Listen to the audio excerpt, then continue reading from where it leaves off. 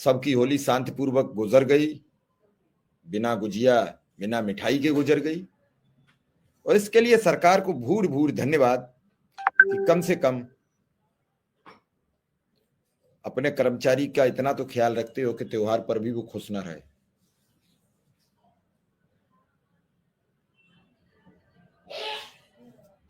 बीत गई होली, अब करनी होगी फिर नई बात। अनुदेशक शिक्षा मित्र फिर एक बार बड़ी ईमानदारी से करें शुरुआत। बहुत हुई मेहनत जो किसी काम नहीं आई। 8 अक्टूबर की बात है, खुशी की लहर दौड़ गई। बेसिक शिक्षा मंत्री के साथ शिक्षा मित्रों के सभी संगठन, अनुदेशकों के सभी संगठन बैठकर बात करेंगे। सभी दर्शकों को बहुत बेहद खुशी थी, बड़ा अच्छा लग रहा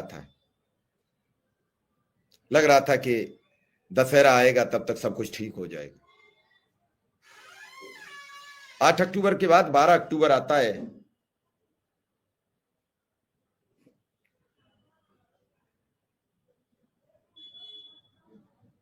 तो 12 अक्टूबर के बाद 3-4 दिन छुट्टी पड़ जाती है और दशहरा तक मुख्यमंत्री जी वापस लखनऊ नहीं आते।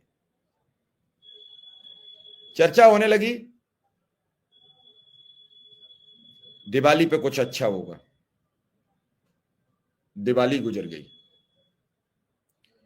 चर्चा होने लगी नई साल पे कुछ अच्छा होगा। नई साल गुजर गई। चर्चा होने लगी कुंभ में कैबिनेट की बैठक होगी। हमें नहीं मालूम किसके सूत्र कहां से क्या थी। ये सब शिक्षा मित्रों के सूत्र थे, शिक्षा मित्र बता रहे थे। अभी बीते दिनों एक नेता ने बता दिया तो उस नेता को इतना ट्रोल कर दिया। उससे पहले बताने वाले नेता सही बताते रहे और बाद में जिसने बता दिया वो गलत बता दिया। मैं किसी का पक्षधर नहीं हूं, मैं सबको एक ही श्रेणी में मानता हूं कि जो अब तक बताया वो एक भी काम नहीं हुआ। जो हुए उसमें सबकी बराबर की सहभागिता है।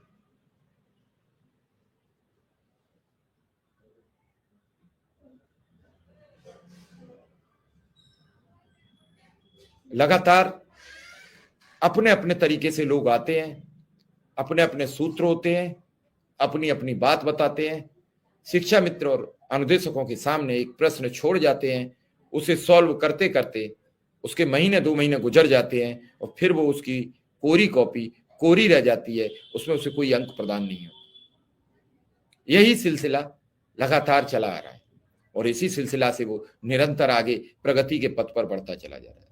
मेरे पास आज एक अनुदेशक के पिताजी का फोन आया। 75 वर्ष उनकी उम्र थी। उन्हें कई चीज बहुत अंदर तक की बताई। कई सवाल उन्होंने हमसे भी पूछे, कहा इनका क्या सच्चाई है।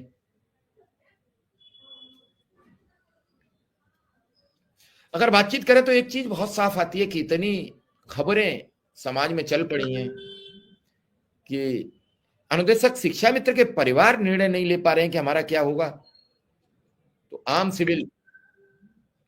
सिविल सोसाइटी के व्यक्ति क्या सोचेंगे कि अनुदेशक शिक्षा मित्र का मानदेय नहीं बढ़ा है। वो कह रहे थे कि आज मेरा बेटा जहां पढ़ाता है, अनुदेशक है, उसके बगल में उसने किराए का मकान ले लिया था, किराया नहीं दिया, मानदेय आया नहीं।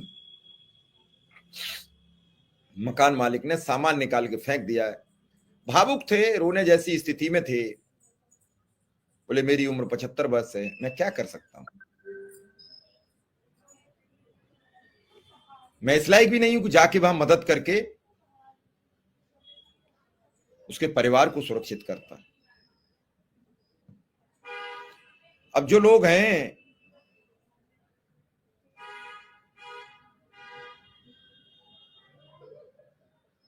रोज आ जाते हैं यहाँ, एक लाइन लिख देते हैं कि डिबेट बंद कर दीजिए, प्रोग्राम बंद कर दीजिए।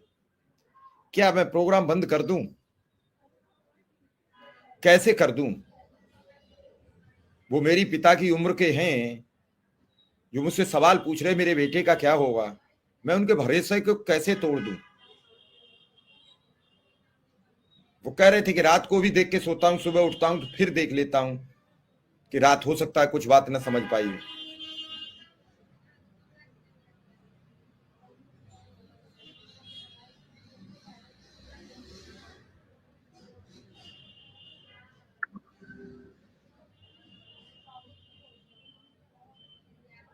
ये सब चीजें निरंतर चलती रहेंगी और निरंतर यूं ही गति करती रहेंगी।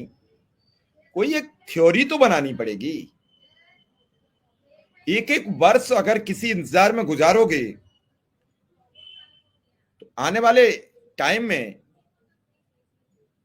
बहुत सी सालें चली जाएंगी। एक व्यक्ति, कोई साथी आपको मिला, कोई सरकार आपकी बात सुनने को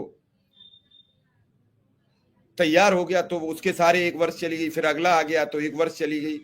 लेकिन इतनी बात मैं शिक्षा मित्र अनुदेशकों से भी कहूंगा कि जो लोग आपकी आवाज उठाते हैं उनके बारे में गलत बयानबाजी करके भी आपको कुछ मिलने वाला नहीं है।